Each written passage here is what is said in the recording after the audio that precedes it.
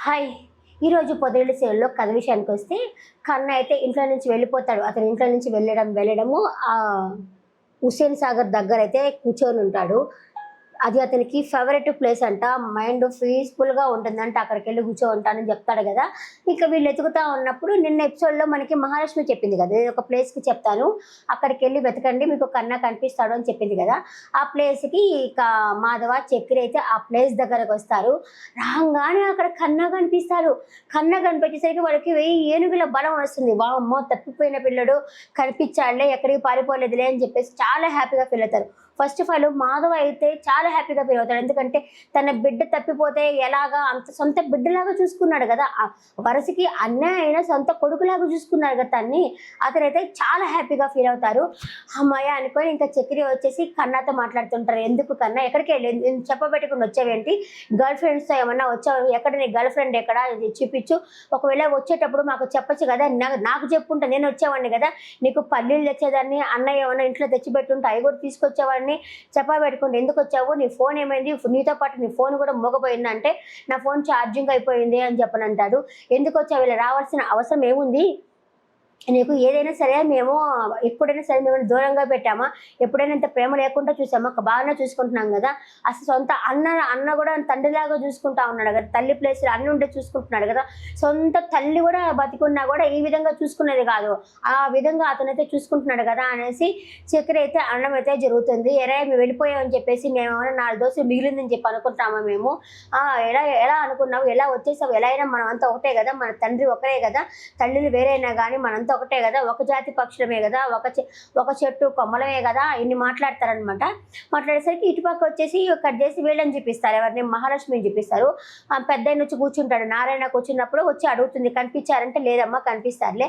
అయినా గూడా మా పెద్ద అబ్బాయి అంటే అతనికి ప్రాణము ఎక్కడికి పోడులే. అయినా వాళ్ళిద్దరూ పోయారు గదా వెతకడానికి. వాళ్ళైతే తీసుకొని వస్తారులే అని చెప్పేసి ఆ పెద్దాయన గూడా అంటాడు. అంతా మీ వల్లే మిమ్మల్ని ఎవడు చెప్పమని చెప్పాడు అని చెప్పాడు. ఇది మరీ బాగుంది. నన్ను కాలర్ పట్టుకున్నాడు నేను చెప్పాను అని చెప్పేసి పెద్దాయన కూడా అంటాడు. అనేసరికి ఇంకా వీళ్ళ దగ్గర నుంచి ఫోన్ వస్తుంది అమ్మాయికి. ఫోన్ వచ్చి కన్నా దొరికాడు అని చెప్పేసరికి ఫోన్ వచ్చేసరికి ఆ అమ్మాయి అని తను కూడా ఊపిరి పీల్చుకుంటుంది. దొరికాడులే పాపం అనేసి ఊపిరి పీల్చుకున్న తర్వాత ఇక్కడ వచ్చేసి వీళ్ళని చూపిస్తారు. చక్రి వాళ్ళకి చెప్తారనమాట. చక్రి వచ్చేసి అన్నయ్య నేను మహాలక్ష్మికి కూడా చెప్పాను. అలాగే కేశవకి కూడా చెప్తారు. కేశవ అయితే ఏదో ఒక ఊరు అవతలకు పోయారంట. వీళ్ళు వచ్చేసి హుస్సేన్ సాగర్ దగ్గర వీళ్ళ ప్లేస్ అనుకుంటా. అంటే మేబీ మనకి అక్కడే చూపించారు. తెల్లవారుజామున మహాలక్ష్మిని తీసుకొని ఆ ప్లేస్‌కి వచ్చినప్పుడు అక్కడ మనకి బుద్ధ విగ్రహం అయితే మనం చూడొచ్చు. అక్కడే చూపించారు. అంటే హుస్సేన్ సాగర్‌లోనే కూర్చోనున్నారు. నన్ను ఒక సార్ అడిగారు. హైదరాబాద్‌లో నేను నిన్న బీచ్ దగ్గరికెళ్ళి కూర్చుంటాడంటే హైదరాబాద్‌లో బీచ్ ఎక్కడుందమ్మా అని చెప్పన్నారు. సార్ ఏదైనా చెరువు అయి ఉంటుందిలే సార్ అన్నా. సార్ ఇది మీకే. అతనొచ్చి హుస్సేన్ సాగర్ దగ్గరైతే కూర్చోనున్నాడు. నా వీడియోలో ఒకే ఒక కమెంట్ చేసేది ఆ సారే నా పెద్ద దేవుడు. ఒకే ఒక కమెంట్ చేస్తారు నాకు. నాకు ఇంకెవరు అంత పెద్దగా కమెంట్లు చేయరు గానీ. ఒక్క కమెంట్ వస్తే ఆ ఆనందమే వేరు తెలుసా? హమ్మయ్య! మనల్ని ఒకరు ఫాలో అవుతున్నారు, మనల్ని ఒకరు చూస్తున్నారు అనేసి నాకెంత హ్యాపీగా అనిపిస్తుందో. కమెంట్లు చేయండబ్బా! మీ ఒపీనియన్ చెప్పండి. అది సీరియలే అవ్వచ్చు. మనం రియల్ లైఫ్‌లో జరుగుతున్నదే సీరియల్ రూపంలో చెప్తారు గదా! కమెంట్లు చేయండి. కొద్దిసేపు మాట్లాడుకుందాము. ఒంటరిగా ఫీల్ అవుతుంటారు కదా చాలామంది. కమెంట్లు చేస్తే వాళ్ళకి రిప్లై ఇస్తే అబ్బాయి మన దానికి కూడా కమెంట్‌కి రిప్లై ఇచ్చాను వాళ్ళకి ఉంటుంది. నా వీడియోకి కమెంట్ ఇచ్చారని చెప్పి నాకు ఉంటుంది. కమెంట్ అంటే మరీ బూతులు తిట్టబాకండి. నేను కాదా యూట్యూబే తీసేస్తుంది బూతులు తిడతా ఉంటే. ఇంకపోతే నెక్స్ట్ వచ్చేసి చాలా హ్యాపీగా ఫీల్ అయిన తర్వాత ఇంకా కేశవ కూడా ఫోన్ చేసి చెప్తారు. ఇలా దొరికాడు అని చెప్పి ఫోన్ చేసి చెప్పేసరికి కేశవ కూడా హ్యాపీగా ఫీల్ అవుతాడు. సరే వస్తున్నాడని చెప్పేసి అతనేమో సిటీ ఔట్‌స్కట్స్ దాకా పోయి ఉంటాడనమాట. ఇంకా సరే పద కన్నా ఇంటికెళ్ళిపోదాం అని చెప్పేసి ఇంటికైతే బయలుదేరేస్తారు. ఇంటికైతే వస్తా ఉంటారు. ఇక్కడ వచ్చేసి అంతలోపల కేశవ కూడా ఇంటికొచ్చేసుంటాడు. వచ్చాడా అంటే లేదు వస్తున్నారు అని చెప్పనంటుంది. ఇంకైతే ఇంటికొచ్చేస్తారు. ఇంటికొచ్చిన తర్వాత పెద్దాయనతో వచ్చేసి కన్న అడుగుతాడు. ఏమయ్యా ఎందుకు చెప్పావయ్యా నువ్వు నాతోటి అని చెప్పేసి అడుగుతారు. అడిగి నేను డ్యూటీ వెళ్ళిపోవాల్సి వచ్చింది. నిజం ఎందుకు చెప్పావు అంటే మరీ బాగుందిరా నువ్వు ఎవరి కడుపు నిండా పుట్టిండొచ్చు. నీ తల్లి నిన్ను వద్దనుకుండొచ్చు. కానీ మా పెద్దోడు మాత్రం వద్దనుకోలేదు కదా! మా పెద్దోడు నిన్ను ఎంత బాగా చూసుకున్నాడు కదా!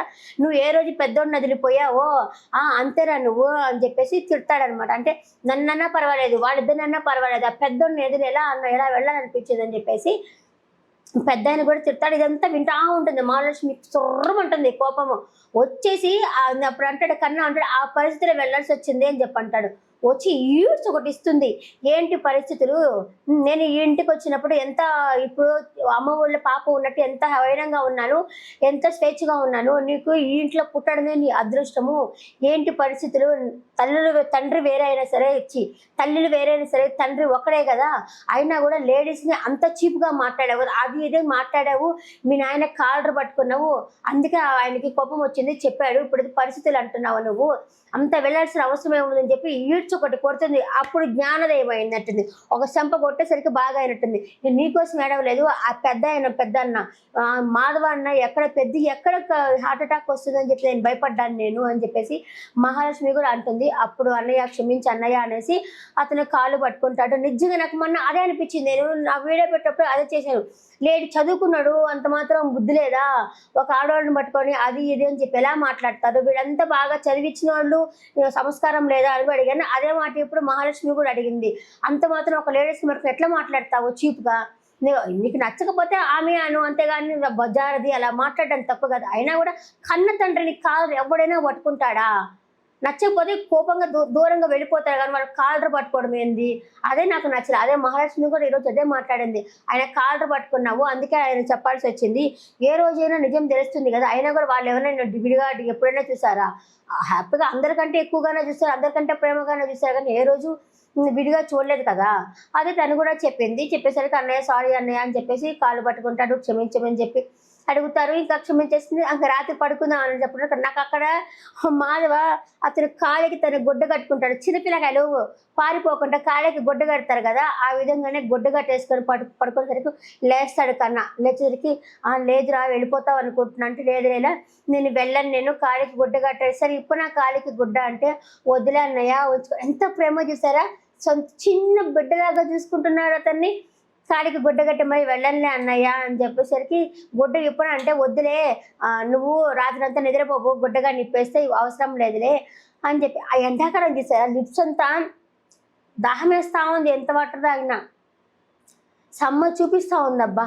ప్రజెంట్ అయితే నేను బెంగళూరులో ఉన్నాను, బెంగళూరులో చాలా ఎండ ఎక్కువగా ఉన్నాయి అసలు. ఇంకా ఆ తర్వాత వచ్చేసి వాళ్ళు మూదంతా కాళ్ళ గుడ్డ కట్టుకున్నా అప్పుడు అక్కడ చూస్తూ ఉంటుంది ఆమె ఎంత ప్రేమగా ఉన్నారని చూస్తుంటుంది. ఇంకా కట్ చేస్తే తెల్లారుతుంది. తెల్లారిన తర్వాత ఇట్లా కన్నా డల్గా కూర్చో ఉంటాడు. మహాలక్ష్మి వస్తుంది, తను డల్గా ఉంటుంది. ఎందుకు అంటే ఎలా మార్చాలా ఇతన్ని అనేసి ఇంకా ఆయన ఉప్మా చేస్తుంటాడు. ఉప్మా చేసి ఇదిగో తిను అని చెప్పి అనేసరికి నాకొద్దు అని చెప్పి అంటాడు. ఇంకా మహాలక్ష్మి ఉండేసి టక్టగా లాగేస్తుందండి. నా మహాలక్ష్మి ఉండేసి సరే మనం పోదాం పదా, నీ ఫేవరెట్ ప్లేస్కి అమ్మ గార్డెన్ అని చెప్పి అంటుంది. అది చూసి కట్ చేస్తే హుస్సేన్ సాగర్, మనం పోదాం పదా అమ్మ గార్డెన్ దగ్గరికి అని చెప్పనేసరికి వాళ్ళు వచ్చి హుస్సేన్ సాగర్ అటు సైడ్ బుద్ధ విగ్రహం కొని ఇటు సైడ్ కూర్చో ఉన్నట్టున్నారు. వాళ్ళు కూర్చొని మాట్లాడుకుంటూ ఉంటారు. అరే ఎందుకు వెళ్ళిపోయావు, వీళ్ళు మళ్ళీ సేమ్ డైలాగ్ రిపీట్, మళ్ళీ ఎందుకు చెప్పడం, సీరియల్ లాగా తీసినట్టు, ఎందుకు వెళ్ళావు, అతను అమ్మలాగా ఉన్నాడు కదా అని చెప్పని అంటుంది. ప్రేమగా ఉన్నాడు కదా అని చెప్పేసి వాళ్ళు వెళ్ళి మాట్లాడుకుంటారు. ఇంకా ఉప్మా ఎవరు తింటారంటే అందరూ ఉప్మా వచ్చి చక్కెరే తినాల్సి వస్తుంది. అతను చీనా బతుకు అనుకొని అతనైతే ఉప్మా తింటుంటాడు. అదే అంతగా పెద్దగా ఏమీ జరగలేదు. మన రేపటి ఎపిసోడ్లో చూడొచ్చు, వాళ్ళంతా కలిసి టూర్కి వెళ్తున్నారనమాట. వాళ్ళ నాయన అందరూ కలిసి టూర్కి అయితే వెళ్తున్నారు. ఇంకా పెద్ద నారాయణ అయితే ప్యాంట్ వేసుకుని ఒక బర్మడా వేసుకొని కార్ వేసుకొని వస్తాడు. రేపు ఎపిసోడ్లో చూడొచ్చు. అంటే సరదాగా ఉన్నారు. నా వీడియో నచ్చిందని అనుకుంటున్నాను. నచ్చినట్టుకుంటే మీ కమెంట్లో ఏదైనా సరే కమెంట్ చేయండి, ఒక లైక్ కొట్టండి, అలాగే సబ్స్క్రైబ్ చేసుకోండి. ఇదే కాదు నేను అన్ని న్యూస్ కూడా నేను చెప్తా ఉన్నాను, న్యూస్ కూడా మీరు ఫాలో అవ్వచ్చు. డైలీ అప్డేట్ అంటే కొంచెం అంటే చిన్న ఛానల్ కాబట్టి వెంటనే ఇవ్వలేదు. గంటకి ఒక ఎపిసోడ్, గంటకి ఒక షార్ట్ వీడియో అయితే పెడతా ఉన్నాను, మీరు కూడా చూడొచ్చు. నెక్స్ట్ వీడియోలో మళ్ళీ కలుస్తాను. టాటా బాబాయ్.